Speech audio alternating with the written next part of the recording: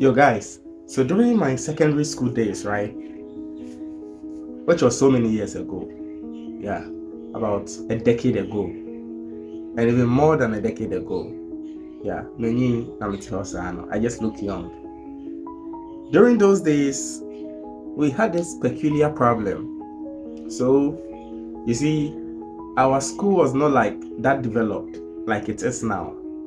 So, you go to school and there's bush everywhere. We didn't have asphalt roads around that time. We didn't have pavement blocks. Like the school was not like done the way it is today. Yeah. So that was the problem we were having around that time. We didn't have asphalt on our roads like like the students of nowadays do have. And number two, we didn't have pavement blocks in front of our corridors. It was just classroom, then corridor with screeded grounds, then ground, which is soil, and then a lot of weed. Yeah, so we had this problem of always having weeds on our legs because we were growing and on our legs we were having hair.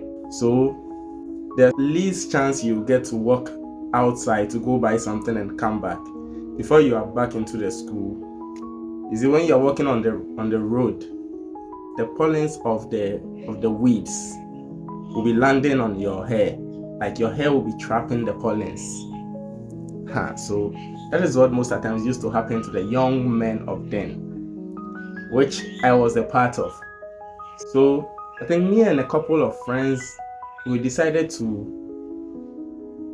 start this trend as a way of making sure we don't get those little particles on our legs, because it was very uncomfortable when you have those stuff on your leg and all that.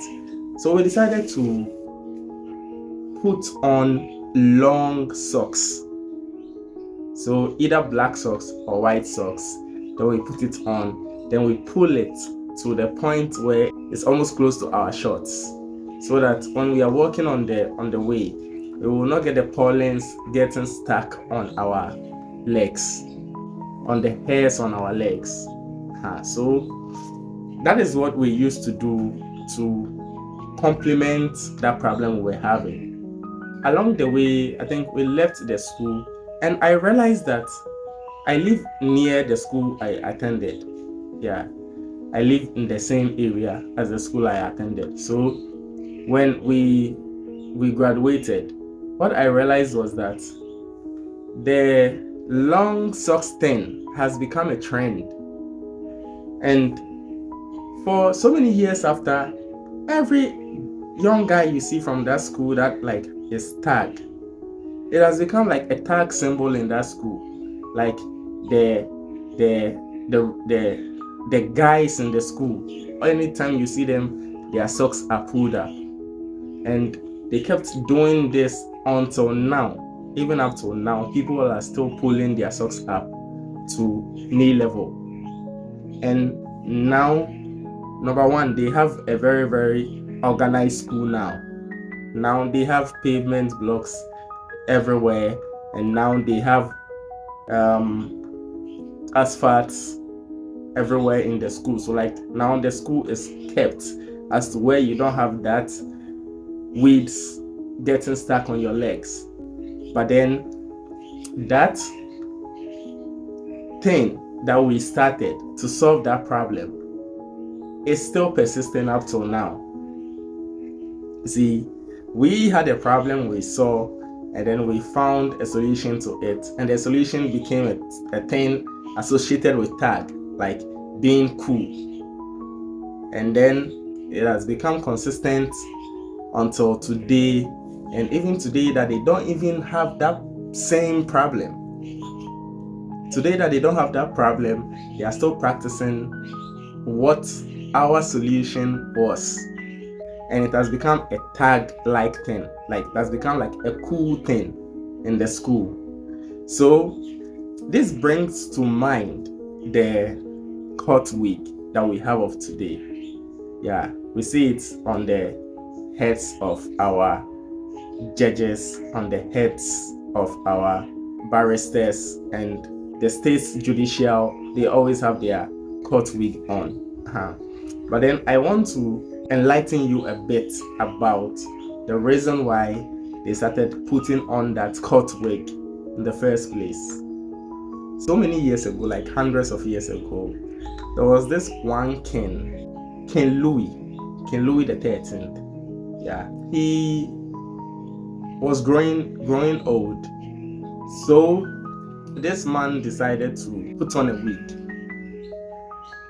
Yeah, he decided to put on a wig. A man decided to, in fact, a monarch decided to put on a wig to cover his baldness. I mean, we all cover our baldness sometimes, so it's normal.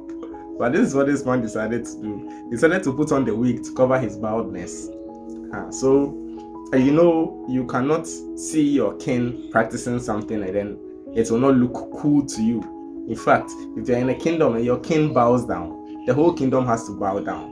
So it got to a certain point, almost everybody in the court, I mean, when a king wakes up, he goes to the courtroom so that they can deliberate on issues and make sure and give justice to the subjects they have.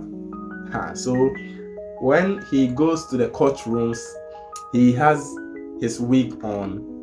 Yeah, and it made him look cool though. So everybody started practicing it, and after him, his son, King Louis the 14th, came up and then decided that, okay, so I'm just continuing my father's tradition. This wig, this cap, or this wig, yeah, I'm going to add it to the law that if you are coming to court, you have to have this wig on. And he also was having a balded head. His head was also receding. So he also felt like, okay, why don't I cover it? And then even make it a law. So that is what actually happened. So he made it a law that if you are coming to court, you have to put on your court wig. Yeah. So that is what was there and has persisted up till today. Hundreds of years later, now when you look at all the colonies of the British, almost all of them, when they are in court or when the judicial men meet, I salute my big bosses of the judicial structures. When they meet, they still put on the wig. Yeah, and the wig is to signify that you are a judge, or you are a lawyer, or you are somebody that is associated with the law. So that is why they put it on up to today.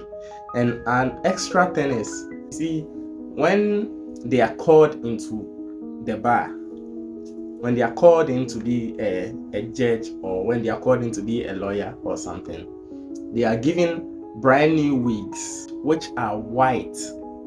With time, the wig starts to fade, so it starts getting darker. So this is a tip. When you enter a courtroom, you look at the wigs of everybody there, and then you tend to realize that most of the times the people who have spent a lot of time in the courtroom, they have darker wig because it has been given to them for a longer time. So they have been putting it on over a long span. So when your wig is darker, it means you are more knowledgeable. It means you have more experience. Okay, I'm done.